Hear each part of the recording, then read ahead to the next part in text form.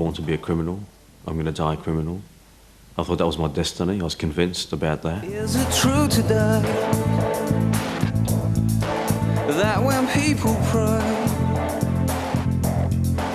cloudless skies will break?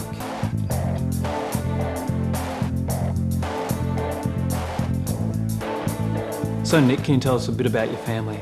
Mate, my father was a tyrant. He ruled the house with an iron fist. You know, if I did something wrong, you know, he would, mate, literally kill me. You know, take out the belt, mate, just bang, bang, bang. You know, whack. You know, just wouldn't stop. Or lift me up, stick me under the water upside down as a means of discipline. I used to think that everybody lives like this, that it's a common thing, you know, to see your mum getting dragged up and down the hall, you know, kicked and punched, and but I realised that that's not the way, you know, it should be. At the age of 11, I came home from school one day and my mum wasn't there, and I said to my dad, "Where's mum?" And he said, "She's not here, she's not coming home again, and don't ask me where she is." So I lived like that for a period of 3 months, not knowing where she was. And then one day my mum turned up at the school, primary school where I was at, and she took us, myself and my brother, we just fled from my father's presence. And just literally with the clothes on our backs. Ended up in a little house, no furniture, a table with 3 chairs. For a lounge we had just a blanket that we sat on. Someone gave us a black and white TV set. My mum slept on the ground with a little alarm clock that would wake her up so she can go to work in the morning. And she had saved up enough money to buy myself and my brother a bed. But that was it, you know. I realised that I had taken on a new role, that I actually had to look after my mum and my little brother.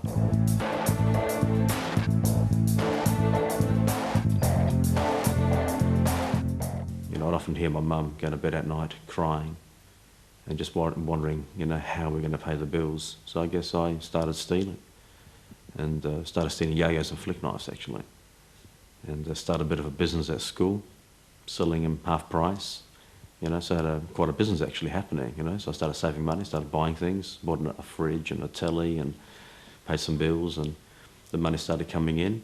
And I guess I look back now, that was my apprenticeship.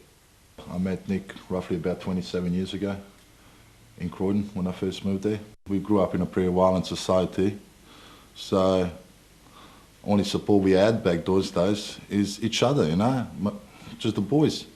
That was the brotherhood we had, because we weren't getting any support at home, you know. The teacher used to remind me of my dad, one of my teachers. So I used to hate going to school, so I decided to burn it down.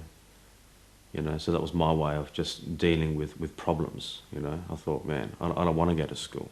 I don't think it's right that anybody has to go to school, you know, so I just set a match, you know, to the school. So I got caught, found myself behind bars in a boys' home.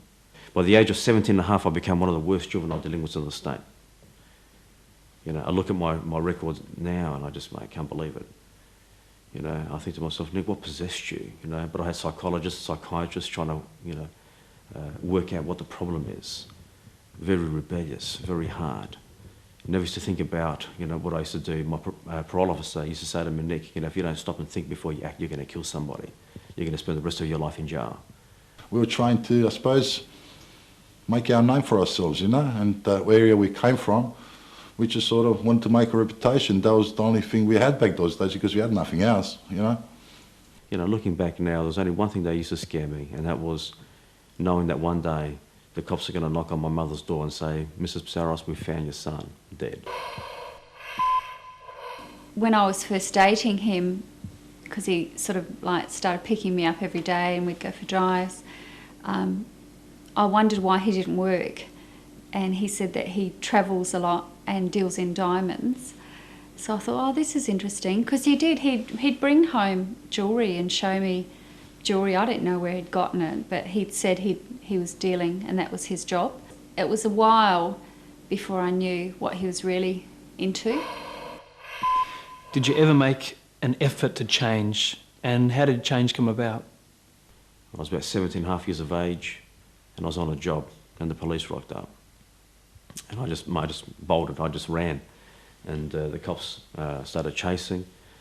They got a bit tired, so one of the cops pulls out his gun and it says, "Stop or I'll shoot." And I was feeling with zigzagger at school, so I started zigzagging, you know, and mate,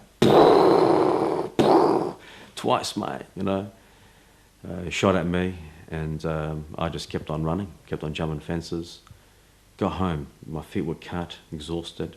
As a result of that, and a number of other things that happened in that week, I began to question, whether I should, quit crime and try to go straight.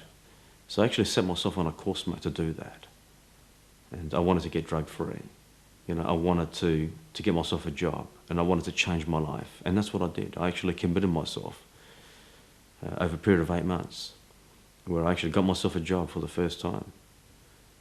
I got myself off drugs, no more drugs. I actually became a fitness fanatic, and I became addicted, mate, to training. I joined the local gymnasium, started boxing. Right? So I would spend hours just punching the bag, and I stopped even hanging around with my friends. I just wanted a break from everything, just wanted to try hard. I guess it didn't work. First job lasted for 4 months, second job lasted for 3 months, and the third job lasted for 1 month. And I realised that I had a problem with authority. When somebody gave me orders, mate, I used to think they're picking a fight. So I thought to myself, well, this time I'm going to make, crime my career. Play it right, do it smart, learn from all my mistakes. And that's exactly what I did, mate. I sold myself out to organised crime, to do it in a professional manner.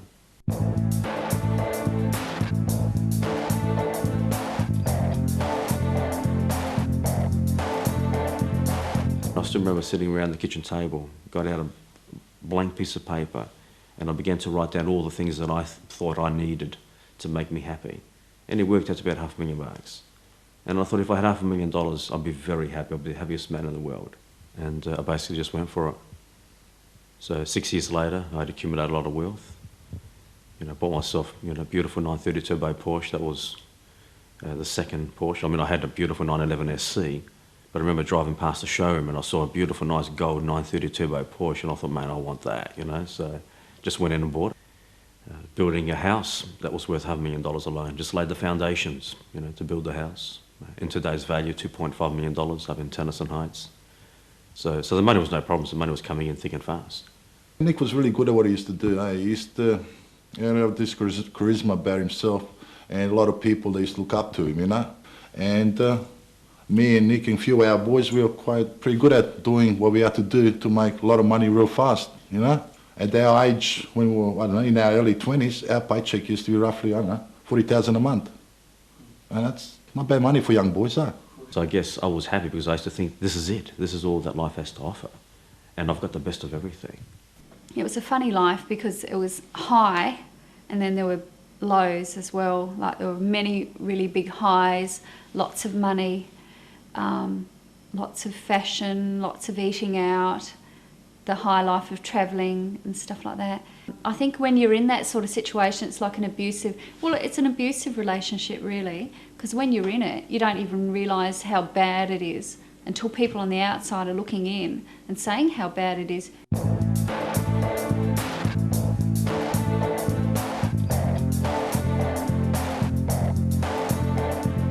It was only through a friend of mine, a friend who was, a partner in crime. This guy was a drug dealer, drug user, and his life was spiralling out of control. He was using my hard drugs. He'd just been to Thailand for a couple of weeks. He got back, mate, looked like death warmed up, and I'm shaking him, telling him, buddy, mate, open up your eyes and have a look at yourself, what are you doing? But no matter what I said, my words just fell to the ground. And anyway, he took off. And 2 weeks later, he comes around to my house, and I still remember I was paranoid. I mean, I was used to having cops, mate, raiding my house, so I was always ready for the cops. I'd wake up in the morning and I'd get the binoculars out to find out where the cops are parked, the detectives and undercover agents. So anyway, the front door clicked open and I looked through the window and I see my mate walking down the pathway, and he's got a smile on his face and his eyes are lighting up, and I'm thinking to myself, mate, what's happened to him, I thought to myself he's using a different type of a drug. So I opened up the door and I said, mate, what happened to you? And he said, Nick, he goes, Jesus come into my life, man, Jesus, he died, but he rose again on the third day and he's come into my life and he's forgiven me of all my sins. And he's talking about being born again and baptized. And I'm thinking, what, I've never heard of words like this before. And he was saying, that's why, there's a smile on my face. He goes, Jesus broke my habit, he set me free, and I couldn't believe what I was hearing. Not only that, but then he began to focus his attention on me, and he said, Nicky, you need to repent of your sin and you need to turn to God. you know, and you need to stop doing what you're doing. I said, I don't need God. I said, I just bought myself a beautiful Porsche, you know, so I gave him a pat on the back and I said, I need God. He says, you don't understand, mate. He says, there's coming a day when you're gonna need God. How did that make you feel? Very uncomfortable, mate, extremely uncomfortable. In actual fact, I had a contract on a man's life at the time. And it was only because of what he said about there's coming a judgment day. I've never heard words like that before, but it was like a sword maybe being plunged into my heart. Even though I didn't understand all that he was saying, I knew that something that he was saying, it was like, I knew that on the inside, that he was saying something that was the truth. And as a result of that, I got on the phone, mate, and I cancelled this contract. It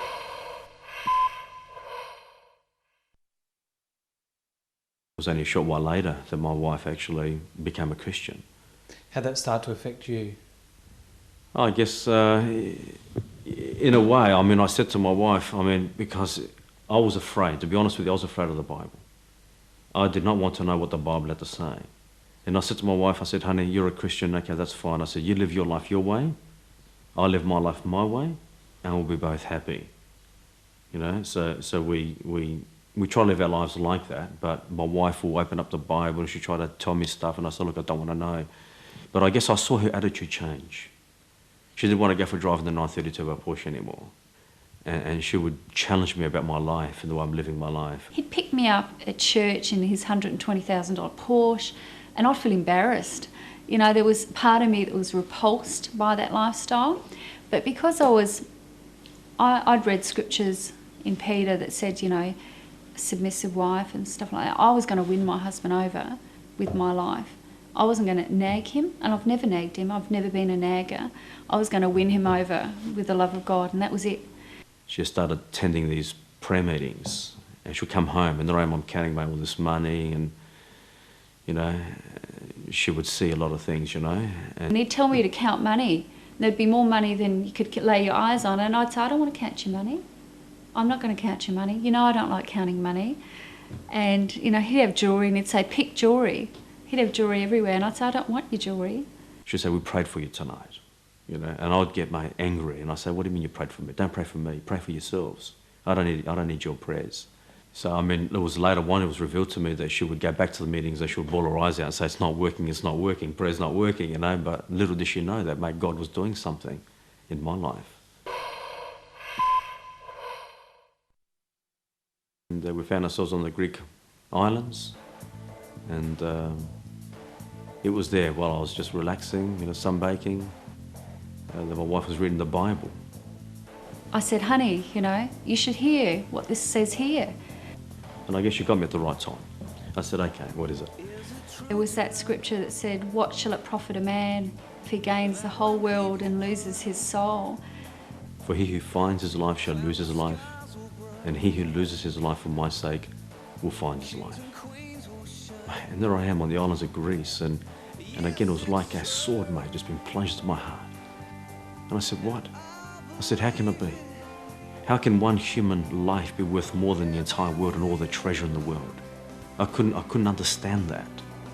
And she said, honey, when God created man, he created him with an eternal spirit to live forever.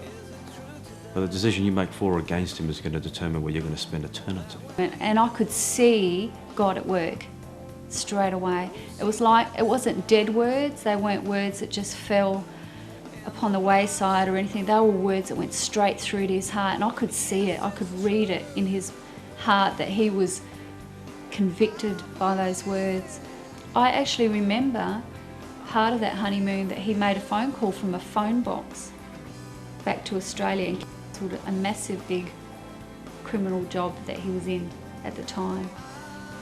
And I was standing outside the phone box and I recall him cancelling it. I don't know why I didn't ask him any questions. I was naive and young and stuff like that, but God knew. God was at work. So you went to Egypt, and what happened there? It was actually in Tutankhamun's burial site. There we are, you know, in his tomb, one of the richest men, you know, who has ever lived, and is lying there before me. And I remember just looking at all the gold and the treasure and the stuff that were actually stuffed in these tombs. And the tourist guide said that all these pharaohs died with a forethought they're going to be resurrected to a new life. And all their servants, the mummies who were actually, you know, in the tombs with them, were also going to be resurrected to a new life, and they were going to serve these pharaohs forever in their eternal kingdom. And that's why they put all this treasure and stuff in there. And I'm standing thinking to myself, mate, you've been deceived by what you believe in, right? And it was amazing, because as I was thinking that, it was like God spoke into my heart and said, son, you've been deceived by what you're believing in. You're trusting in your golden riches, but the day's going to come when you're going to let go of those things. So right there, you know, I could see myself in this coffin, and I'm actually being lowered under the ground, and all the things that I was working hard for, all the things that I had my eyes on, and everything that I had was left behind. And I was going down. And this big question mark just hanged over my head. Where am I going to spend my eternal destiny? And how could God forgive someone like myself? I've done too many bad things. I was a rebel. I did many bad things, involved in organised crime. How could God possibly forgive someone like myself? You came back from overseas, back to Australia. You're still involved in a life of crime, but you discovered things about God. How did it all fit together? When I got back to Australia, my friends said to me, Nick, there's something different about you. And certainly there was something different. I began to think about my eternal destiny, which is something that I never used to consider before. You know, I used to drive in my Porsche, mate, down Port Road, Torrens Road, doing 260 kilometres an hour without a seatbelt. And for the first time I'm wearing a seatbelt just in case I actually died and had to meet God. Because I knew in my heart that I wasn't ready to meet God. I wasn't ready to face Him. So I'm thinking about it. I still did not understand everything, right? Because I thought becoming a Christian was about trying to just live a good life. And then hopefully, you know, God is going to put all my good deeds on one side of the scale and all my bad deeds on the other. And if I've got more good than bad, then I'm going to make it in. But I really felt that God was calling me and drawing me by His Spirit. And God was calling me to lay down my life and walk away and just put my faith and trust in Him. I didn't know how I was going to do it, how it was going to happen, how I was going to even get out of the stuff that I was involved in. But I knew that, mate, the winds of change were blowing across my life. I remember one day we're driving up to this crop that I had my eyes on. We're organising it, you know. We're looking at a $10 million plantation. Right? And we're driving up there, and mate, all the way there and all the way back, I talked about Jesus. I can't believe it, mate. Things like that never happened before. I remember going out with another mate of mine. We would go out, hit the streets in Harney Street, and I would get dressed up, you know, and put on $100,000 worth of gold jewellery, rings on every finger, gold chains around my neck, gold watches, you know. I had a Coke spoon, and I would just dip it into this Coke bag that I'd carry with me, just stick it up my nose, right, and just party, mate. You know, go to the casino, blow a couple $1,000, no big deal. You know, and I remember going out with my mate, and I said to him, I said, mate, I said, forget, I don't feel like partying tonight. I just want to, mate, let's just sit down and let's just talk. And mate, we're sitting down, we find ourselves in a coffee lounge while everyone's partying, the music's pumping, you know, and we're talking about Jesus, mate. You know what I mean? That wasn't me. That wasn't the old Nick Psarros, you know what I mean? So there was a change that was taking place.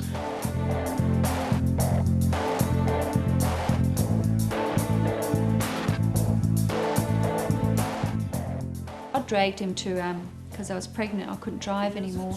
I dragged him to a Bible study with Jeffrey Bingham. And he sat in the back, and Jeffrey Bingham preached on the cross. And I'm listening to him speak about Jesus. And mate, there it was. My eyes were just open. And I realised who Jesus Christ is. I made the connection as to why Jesus died. Because I could never understand why He died. I couldn't understand how Jesus' death on a cross had any connection with me whatsoever.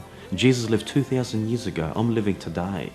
How has His death got anything to do with me? But I realised it did it for me.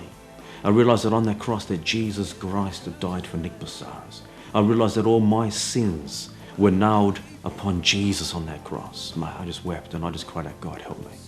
Help me to become a Christian. Help me to follow You. Help me to walk away from all this rubbish that I've, you know, got myself mixed up with. The burden that I was carrying just lifted off my shoulders. And this incredible peace just flooded my heart. Mate, a peace that I've never experienced. I've tried most drugs. I've chased the dragon. I've been on cocaine and speed and marijuana, hashish. I've tried everything. Just trying to, you know, find this peace. But no matter what I tried in this world, mate, I could never find that. And yet, that night, this peace flooded my heart. I knew that I was one with God. I knew that I had been put right with God. And next minute, this person sitting in front of me, looks like me, same place, but he wasn't really the same person.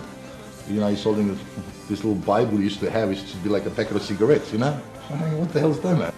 Like I said to him a long time ago, you know, I would have understood if you got killed or, you know, you ended up dead in the gutter or something. You know, that was the life we lived, but never really seen him turning to religion, you know. That when people stare. I knew that God was calling me to surrender everything, my possessions, everything, into His hands. So I just walked away from everything, mate. But I had the joy of God in my heart, and I didn't need all the things that I thought once upon a time that I needed. You know, happiness is not found in what you have, but in who you know. And so I guess it was a journey, mate. It's been a journey. It's been 30 and a half, nearly 14 years now, and my life has totally turned around, 100%. Well, why don't we put our hands together? Let's welcome Pastor Nick Psarros, all the way from Adelaide.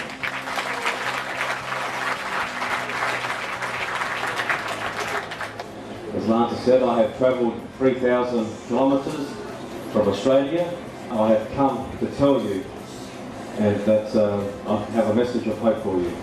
He has a heart for people, no matter what race they are, no matter who they are, no matter how bad they are or what they've done. You know, you can still love them and hug them and share with them that they need a saviour.